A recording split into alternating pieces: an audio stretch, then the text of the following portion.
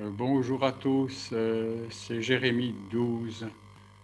Nous allons analyser ce matin un passage merveilleux du prophète Jérémie que nous citons souvent. Dieu dit à son peuple, j'ai des projets pour toi, de paix, de bonheur, d'espérance, d'avenir. Et souvent nous prenons par la foi ces paroles merveilleuses que Dieu dit à son peuple et nous ne rappelons pas le contexte parce que il est chargé, mais simplement Israël, Juda est sur le point d'être déporté maintenant à Babylone.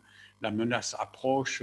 Nebuchadnezzar est aux portes et le prophète Jérémie a parlé depuis des années, maintenant plus de 23 ans. Et nous sommes dans les derniers rois, nous sommes du temps du roi Sédécias en particulier. Et il y a eu toutes sortes de menaces, menaces de l'épée, menaces de la mort pour les bergers, pour les faux prophètes, mais demande d'acceptation de l'épreuve.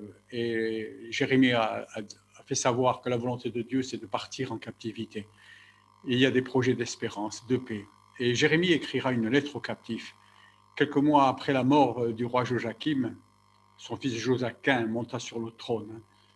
Le nom de sa mère était donné parce que nous comprenons qu'il a fait tout mal et que le nom de la mère était impliqué dans la situation, elle était responsable. Toujours est-il que 3 mois après que Joachim soit monté sur le trône à l'âge de 8 ans et que probablement sous l'impulsion de sa maman, il a continué les mauvaises choses de son père Joachim.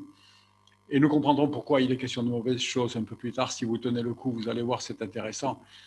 Et tous furent déportés. Le roi, sa mère et les sacrificateurs, les responsables de la nation furent déportés à Babylone. Ce n'est pas encore la destruction, c'est la première, une des vagues de déportation. Et alors le roi Nebuchadnezzar de Babylone établit Sédécias comme roi pour le succéder à Josachim à Jérusalem. Et beaucoup étaient donc déportés, c'était la première vague. Alors Jérémie écrivit à tous ces premiers déportés qui étaient les responsables de la nation. Et quelque part, nous verrons que spirituellement, ça nous correspond aussi. Nous sommes dans cette situation. Et voici le contenu de la lettre que Jérémie, le prophète, envoya de Jérusalem au reste des anciens en captivité, aux sacrificateurs, aux prophètes et à tout le peuple que Nebuchadnezzar avait emmené captif de Jérusalem à Babylone, après que le roi Jéconia, c'est le nom de Joachim, ce petit enfant de 8 ans qui règne, le fils de Joachim, vous voyez, il a un nom plus intime dans la bouche de Jérémie, il s'appelle Jéconia, la reine, sa mère, les eunuques, les chefs de Juda, de Jérusalem, les charpentiers et les serruriers furent sortis. On ne comprend pas très bien, mais c'est comme si aujourd'hui nous disions les ingénieurs et les grands politiciens, voilà, les charpentiers, les serruriers, c'était les gens de la sécurité, les gens qui bâtissaient la ville. Toute l'intelligentsia de Jérusalem avait été emportée. Profitant que le nouveau roi Sédécias avait envoyé 2 diplomates à Babylone, Jérémie profite de l'envoi de ces 2 diplomates parce qu'il faut comprendre qu'il n'y avait pas UPS, il n'y avait pas l'Internet. Et pour écrire à Babylone aux déportés, ce n'était pas évident, mais il y avait une opportunité parce qu'il y avait là 2 ambassadeurs, 2 diplomates que Sédécias, le roi, qui venait d'être placé par Babylone, donc qui dans ce temps-là avait encore des relations au début de son règne, Sédécias ayant été placé par le roi de Babylone, avait des relations avec lui. Plus tard, il va se rebeller, plus tard, il désobéira à la parole de Jérémie, à la parole de Dieu, mais il va donner des lettres. Il remit à Éléasa, ces 2 diplomates, et à Gemaria, la lettre, peut-être 2 copies et une chacune pour qu'une des deux arrive. Et la lettre était ainsi conçue. Ainsi parle l'Éternel des armées, le Dieu d'Israël, à tous les captifs que j'ai emmenés à Babylone. Bâtissez des maisons, habitez-les, plantez des jardins, mangez-en les fruits. Prenez des femmes, engendrez des fils et des filles. Prenez des femmes pour vos fils, donnez des maris à vos filles, et qu'elles enfantent des fils et des filles. Multipliez-vous là où vous êtes et ne diminuez pas. Cherchez le bien de la ville où je vous ai mené en captivité et priez l'Éternel à sa faveur parce que votre bonheur dépend du sien. Vous voyez, c'est une lettre de Dieu aux déportés. Quelque part, nous sommes en terre étrangère aujourd'hui. Nous y reviendrons sur ce point, mais nous sommes en terre étrangère, nous aussi. Nous ne sommes pas d'ici, notre cité c'est le ciel, mais ici nous sommes en terre étrangère. Et nous attendons que la délivrance, nous attendons le retour, nous attendons que le Seigneur vienne.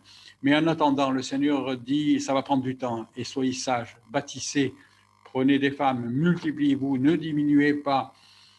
Et quelque part, spirituellement, on ne doit pas diminuer, on doit croître.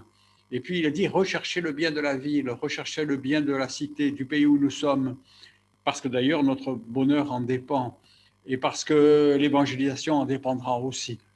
Et donc le conseil était complètement, diamétralement opposé, en opposition de phase avec ce que nous avons vu, les faux prophètes, ces nombreux faux prophètes, dont Anania, qui était le recordman, qui avait brisé le joug que Jérémie portait depuis quelque temps sur lui pour montrer que la captivité venait du fait de l'idolâtrie et du péché récurrent qui collait à la peau de Judas. Et Dieu avait dit maintenant, restez, établissez-vous. Ça veut dire que l'épreuve, la déportation, celle qu'il fallait accepter, allait durer. Elle allait durer un certain temps.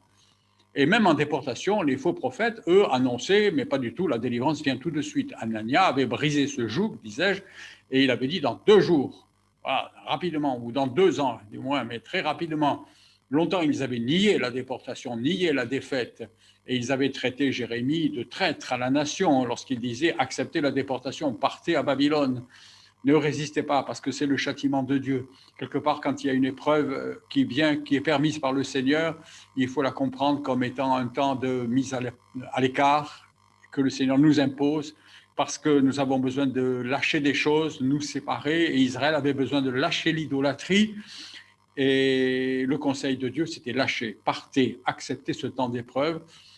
Et les faux prophètes avaient dit pas du tout. Mais lorsque, devant l'évidence, les choses étaient arrivées et que toute une grande partie de la population, dont le roi, la reine et les grands responsables et les sacrificateurs, avaient été emportés, devant l'évidence, ces prophètes avaient dû mettre leur discours en berne, mais il y avait des faux prophètes qui étaient partis en déportation là-bas à Babylone, et eux continuaient à prophétiser. Car ainsi parle l'Éternel des armées, 29.8, hein, le Dieu d'Israël, ne vous laissez pas tromper par vos prophètes qui sont au milieu de vous et par vos devins. N'écoutez pas vos songeurs dont vous provoquez les songes.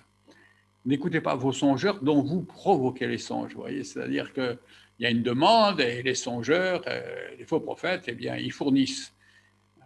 Car c'est le mensonge qu'ils prophétisent en mon nom. Je ne les ai point envoyés, dit l'Éternel. Nous ne savons pas exactement ce qu'ils annonçaient étant en déportation. Peut-être le retour en 2 années, comme l'avait dit Anania.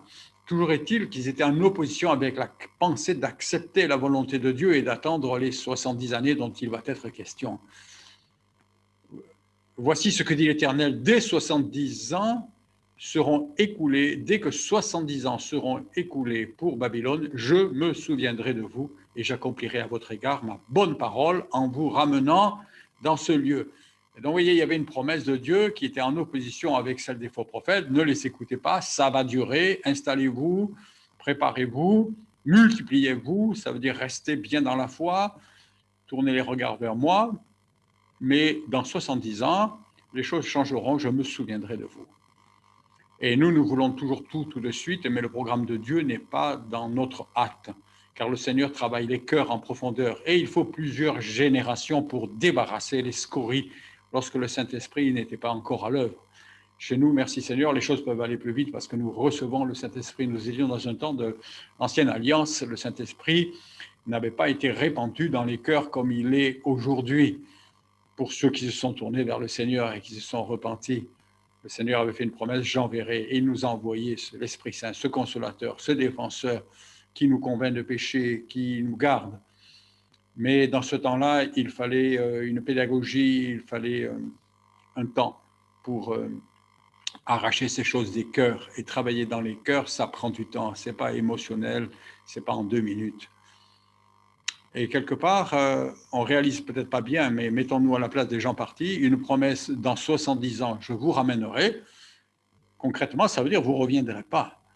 Vous ne reviendrez pas. Jérémie annonçait que Dieu n'en avait pas fini avec ses projets pour Juda et Israël. Et là, et la grande promesse dans 29.11, après leur avoir dit dans 70 ans, je vous ramènerai, Dieu dit, car je connais les projets que j'ai formés sur vous, dit l'Éternel, projets de paix et non de malheur, afin de vous donner un avenir et de l'espérance. Et de l'espérance. Quelque part, il est en train déjà d'annoncer la vie éternelle, là. Parce que 70 ans, quand on est parti déporté, si on a déjà 20 ans, 30 ans, 40 ans, vous voyez, ça ça va loin, 70 ans. Et j'ai des projets, je vous ramènerai. Mais voilà, il y a un avenir, une espérance. Mais le peuple devait entrer dans les projets de Dieu en cherchant, en priant, mais plus de manière partagée comme dans le passé, mais de tout leur cœur. Et en acceptant la déportation comme un temps de préparation, de séparation aussi, tant voulu par le Seigneur du fait du passé dans l'idolâtrie. Entrer dans les projets de Dieu consistait d'abord à se détourner des attitudes de foi magiques, telles que celle de Anania, qui brisait le joug que Dieu lui avait placé sur son peuple, plein d'audace, mais au contraire, en acceptant le plan et en mettant ses temps à profit pour chercher et revenir au Seigneur. Si tu es dans un temps de difficulté, un temps d'épreuve, un temps de disette, mets ce temps à profit.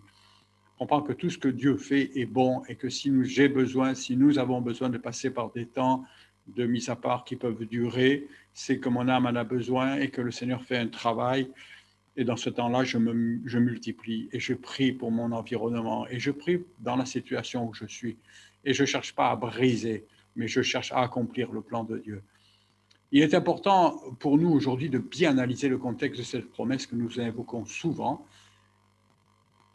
car qui n'aime pas avoir de Dieu des bons plans, des bons projets, hein? Ces projets ne sont pas dans le but de satisfaire nos convoitises, hein. En effet, considérant que les Juifs qui comprenaient et acceptaient les paroles de Jérémie, ils acceptaient donc d'entrer dans les projets de Dieu, et ils comprenaient qu'ils ne verraient pas eux-mêmes ces bénédictions qui, dans 70 ans, étaient réservées à leurs petits-enfants, pas même leurs enfants, la plupart, mais que leur part était de préparer les bonnes conditions pour les enfants, pour que les petits-enfants restent les yeux fixés sur le Seigneur, les yeux du cœur et les yeux de la foi, et cela en favorisant le bonheur et la paix de la cité qui étaient où ils étaient pour que cela soit possible, hein. La promesse d'un avenir parlait donc de résurrection et d'un avenir après ces 70 ans. C'est après que tous ces déportés soient morts. Le comble de l'insoumission au plan du Seigneur, c'est lorsque les chrétiens d'aujourd'hui, au titre de la foi active, s'emparent audacieusement de ces promesses de paix, d'avenir, d'espérance, en priant et pensant comme Anania, en disant « je brise » et immédiatement mes yeux verront ces choses. Voilà, une dame qui fréquentait une église un jour m'a dit, voilà, il y a des épreuves, il y a un temps difficile dans ma vie, et j'ai dit, il faut que ça change. J'ai prié énergiquement, elle m'a dit, j'ai changé de prière, et j'ai parlé à Dieu, et j'ai mis Dieu au pied du mur. Et je lui dis, Dieu, il faut que ça change maintenant, ça ne va pas durer. J'ai mis Dieu au pied du mur. Mais elle m'a dit, les choses ne changent pas trop. Et je lui dis, madame, est-ce que ce ne serait pas Dieu qui vous a mise, vous, au pied du mur? Quand nous sommes dans l'épreuve, cherchons la volonté du Seigneur, soyons obéissants, multiplions-nous, prions pour le bonheur de la cité, avec la foi et l'espérance que le Seigneur va accomplir ses promesses. Le temps lui appartient. Tout au contraire, l'Épître aux Hébreux, dans son chapitre sur les héros de la foi, et gens de l'ancienne alliance, nous montre des hommes et des femmes qui souvent avaient compris le plan de Dieu et avaient salué ces choses de loin. Tous ceux-là, à la foi desquels il a été rendu témoignage, n'ont pas obtenu ce qui leur était promis. Ils avaient attendu. Ils ne les ont pas obtenus car ils savaient qu'elles s'accompliraient, en l'occurrence pour leurs enfants, leurs petits-enfants, mais qu'ils y participeraient parce qu'ils croyaient à la vie éternelle, hein. Notre déportation, elle est quelque part de comparable à celle d'Israël et de Juda. En quelque sorte, cette histoire de Juda nous parle car nous sommes nous aussi en terre étrangère, en déportation. Et 70 ans, c'est le temps de la déportation. 70, c'est un temps canonique, un temps caractéristique. Après 70 ans, le Seigneur nous ramène tous à la maison, sachant que 70 ans, c'est l'âge moyen dans la Bible, hein. Le psaume 90 dit « Les jours de nos années s'élèvent à 70 ans, et pour les plus robustes, à 80. » Moi, je suis dans cette période. On va voir si je suis robuste ou pas. Et dans la cité où nous sommes, en terre étrangère, nous devons nous multiplier en annonçant la parole du Seigneur et en faisant des disciples. Ainsi, la promesse d'avenir et d'espérance au niveau individuel était déjà une promesse de vie au-delà de la mort physique, dans le monde spirituel où se trouvait cet avenir pour ces Juifs qui, eux, ne retourneraient jamais à Jérusalem. De la même manière, la résurrection de Jésus était annoncée par Ésaïe, sans prononcer jamais le mot dans Isaïe, explicitement, il n'y a pas le mot résurrection, mais en le laissant déduire des deux affirmations successives, à savoir qu'il allait mourir et être dans un tombeau. Par exemple, là je cite Isaïe 53, dans le verset 9, il est dit « On a mis son sépulcre parmi les méchants ». Il est clairement question d'une mort, d'un sépulcre, d'un tombeau. Et au verset 10, il est dit « Il verra une postérité, il engendrera et il prolongera ses jours ». C'est donc une postérité et des jours après le tombeau. Il y avait déjà la résurrection, bien sûr, annoncée dans Isaïe 53, nous le savons. Mais de la même façon, dans cette promesse, il y aura un plan, j'ai des projets d'avenir. Après les 70 ans, mais les gens qui sont partis avaient déjà tous plus de 20 ans, des adultes pour la plupart. Donc ces 70 ans, c'était après le tombeau. Il y avait un plan, un projet d'avenir. Et pour nous, le Seigneur n'attend pas nécessairement le tombeau, grâce à soi rendu au Seigneur, mais un temps de formation, un temps de préparation. Tout comme ces Juifs à Babylone, nous sommes en déportation. Il y a un mystère qui se dévoile dans les Écritures, dans lequel je ne veux pas entrer maintenant, mais dans lequel je suis entré beaucoup l'année dernière, dans l'étude des révélations de Jean. L'étude biblique de l'année dernière, je voudrais rappeler que, comme chaque année, elle fait l'objet de la publication d'un livre. Le livre de Jérémie va bientôt paraître sur Amazon. Donc l'année dernière, avec le reflet, vous le voyez à l'envers. Je ne sais pas si vous lisez là, mais ce livre, vous pouvez l'obtenir. Il s'appelle « Les révélations de Jean ». Il est de 500 pages et il n'est pas cher. Il est vendu au prix du papier sur la librairie Amazon. Vous tapez « Les révélations de Jean » Amazon. Si vous ajoutez mon nom, ça l'aidera peut-être à le trouver et vous l'avez dans votre boîte aux lettres quelques jours après. Ce que je veux vous dire, c'est que dans ce livre-là, si vous voulez voir, on a parlé de ce point important. Il y a un mystère. Nous aussi, nous revenons. Nous sommes venus du ciel et nous allons y retourner. Un mystère. Cela se comprend, par exemple, par le fameux chapitre 35 d'Ésaïe, lorsque Dieu annonçait qu'il y aura un chemin frayé. Il y aura un chemin frayé par Jésus, par le Fils avant l'incarnation. Parce que Jésus, avant l'incarnation, avant d'être Jésus dans le fœtus de Marie, Jésus était un ange, l'ange de l'Éternel qui préparait son incarnation. Et ça, c'est un sujet dont on a parlé il y a 3 ans ou 4 ans dans l'étude biblique. Si vous voulez le lire, il y a un livre sur Amazon, de la même façon, qui s'appelle « Le Fils dans les Écritures ». Toutes les théophanies, on analyse tous les points, comment Jésus est là depuis le commencement du monde, comment il est dans le Béréchit, dans les premières paroles de la Genèse, comment c'est probablement lui qui, dans une deuxième étape, souffla dans les narines d'Adam. C'est sans doute lui qui prit du souffle d'Adam et forma Ève avec le souffle qu'il a pris dans Adam. Des choses qui sont encore mystérieuses, mais que l'on comprend en sondant les Écritures et qui créent des désaccords entre théologiens, c'est clair. C'est clair, certains n'osent pas entrer dans ces choses. Il y a un chemin frayé par le Fils. C'est Jésus qui fraye ce chemin, l'ange de l'Éternel. Car c'était lui seul qui pouvait lui ouvrir le chemin qui traverse la mort, qui part du désert où nous sommes aujourd'hui pour aller jusque dans le ciel, et traversant victorieusement la vallée de l'ombre de la mort. Ésaïe 35 avait dit « Les rachetés de l'Éternel retourneront, ils iront dans la maison de Dieu, dans le ciel, à Sion, avec chant de triomphe. » Et voyez dans ce verset, ce simple verset 10, que vous pourriez apprendre par cœur, « Les rachetés de l'Éternel retourneront, ils iront à Sion avec chant de triomphe. » Il y a 2 fois « re ». Il y a 2 fois l'idée de revenir, racheter et retourneront. On ne rachète que ce que l'on a possédé auparavant. Si je vous dis que je rachète cette montre, qui est précieuse pour moi, c'est ma femme qui me l'a offert, c'est une montre à panneaux solaires. Je ne comprends pas pourquoi tout le monde n'a pas des montres à panneaux solaires et pourquoi tout le monde n'a pas d'auto qui roule au GPL. Ça, c'est un problème qu'un scientifique comme moi ne comprend pas bien pourquoi les gens ne sont pas rationnels. Parce qu'avec des objets à panneaux solaires, vous n'avez plus jamais aucun problème de pile. Avec des voitures à GPL, vous n'avez plus de problème de budget d'essence et vous ne polluez absolument rien. C'est plus aussi propre qu'une voiture électrique. C'est des choses qui me dépassent, mais on n'est pas tous rationnels non plus.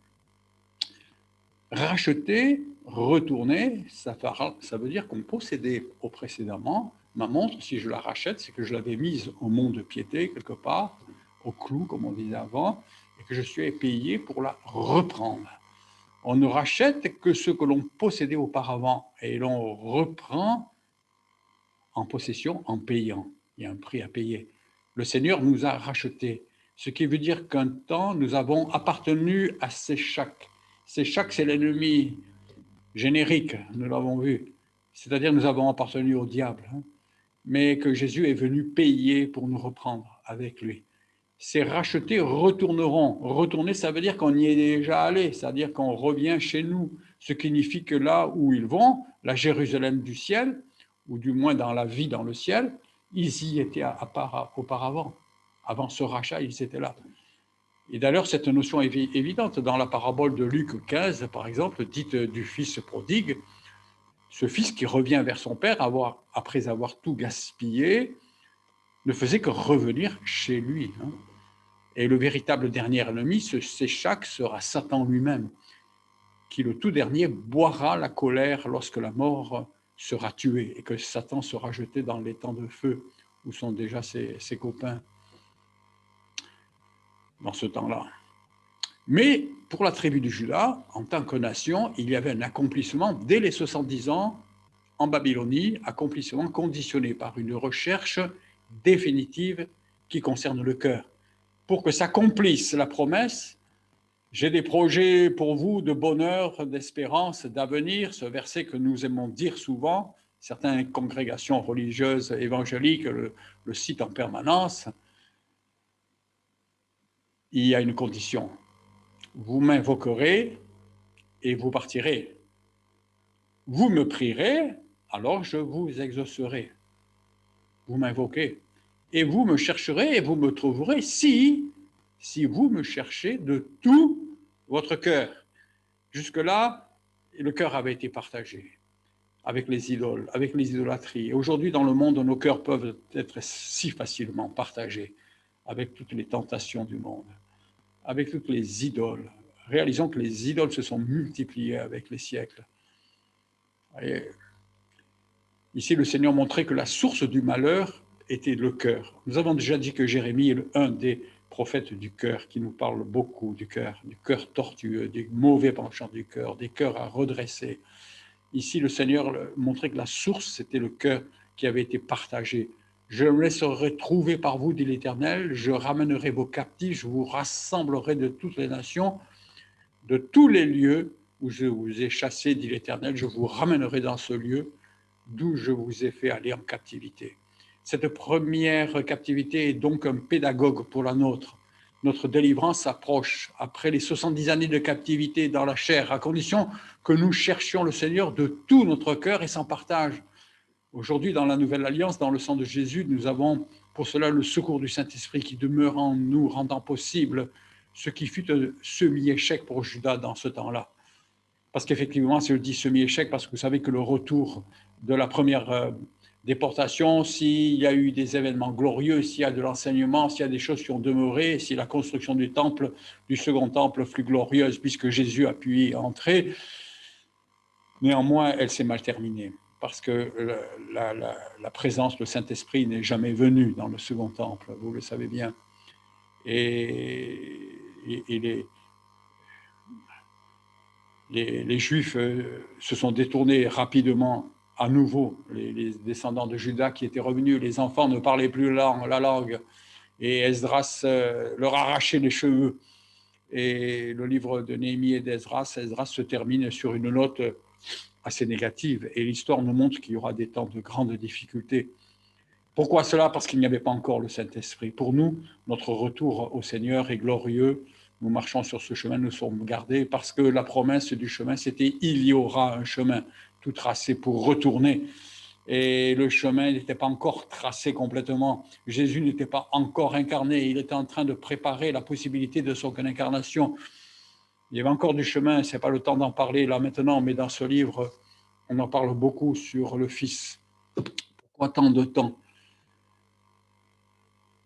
Le sort des prophètes à Babylone.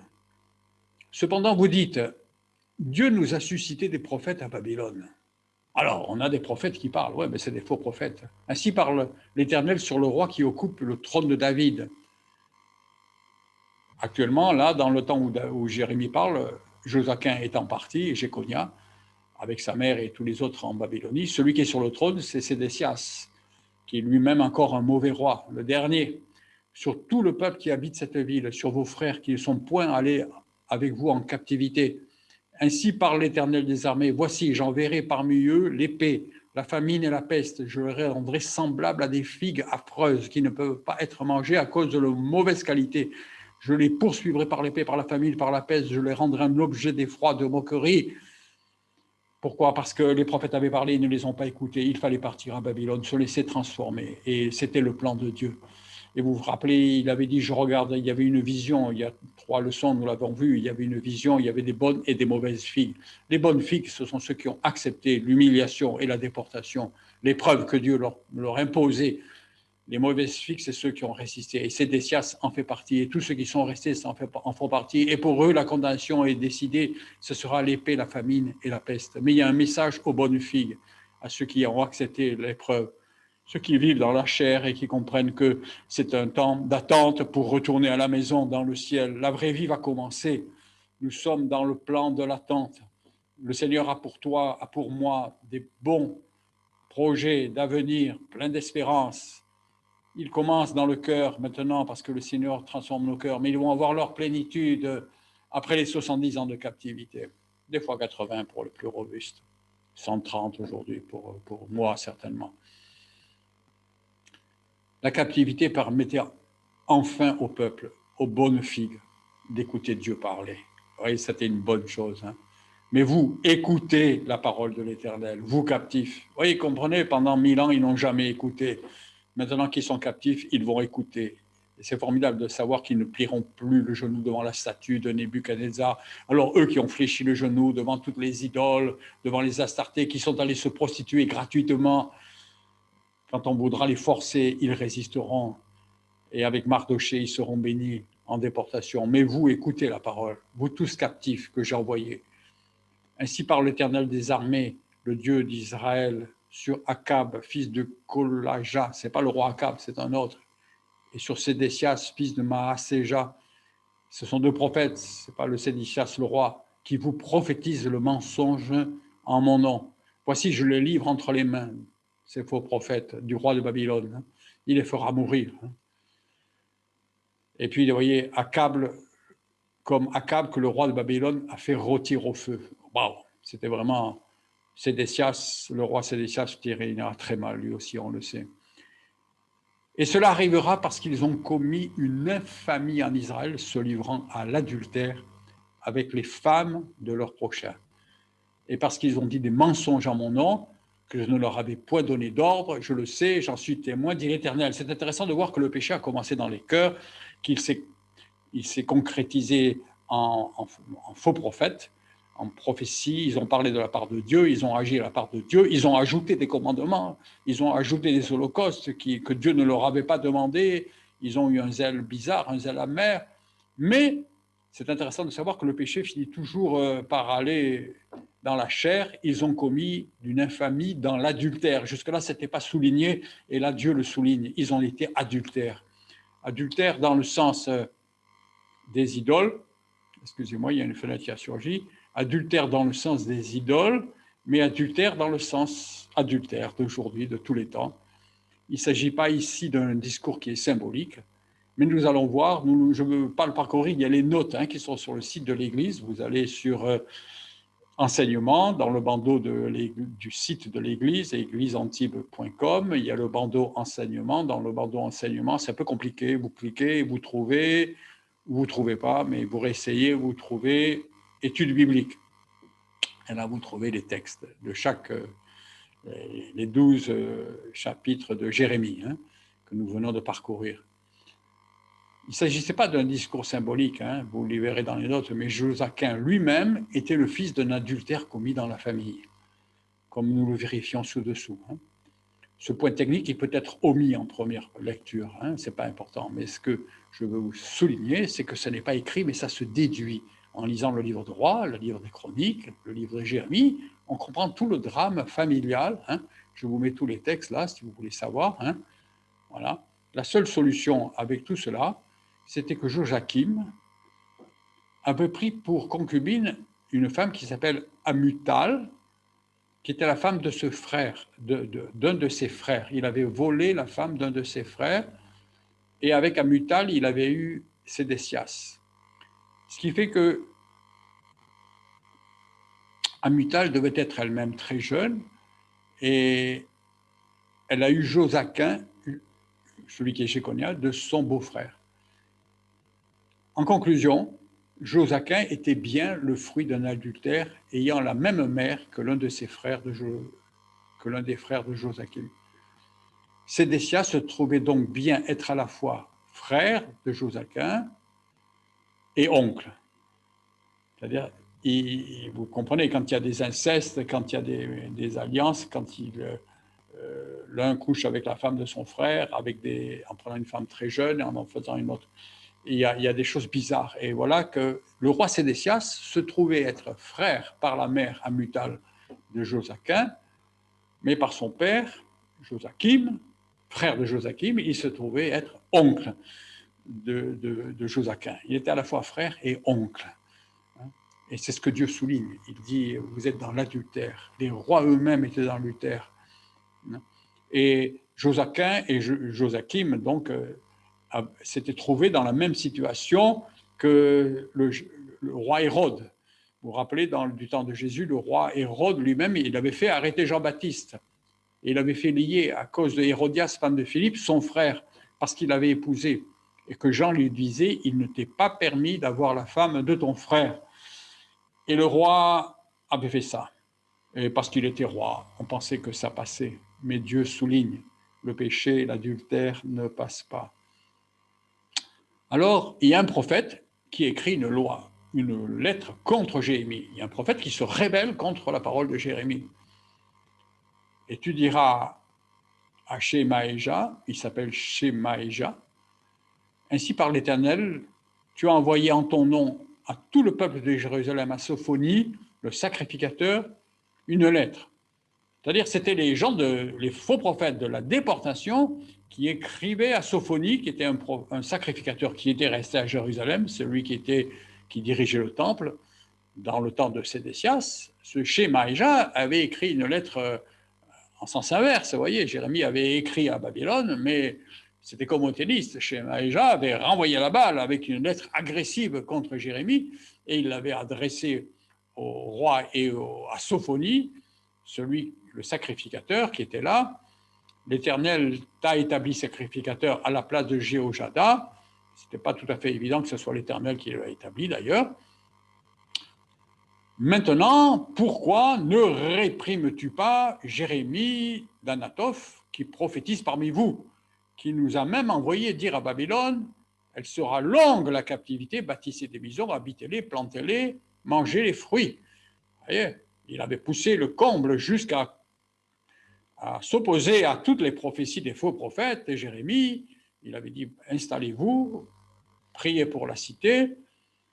Il est allé jusque-là.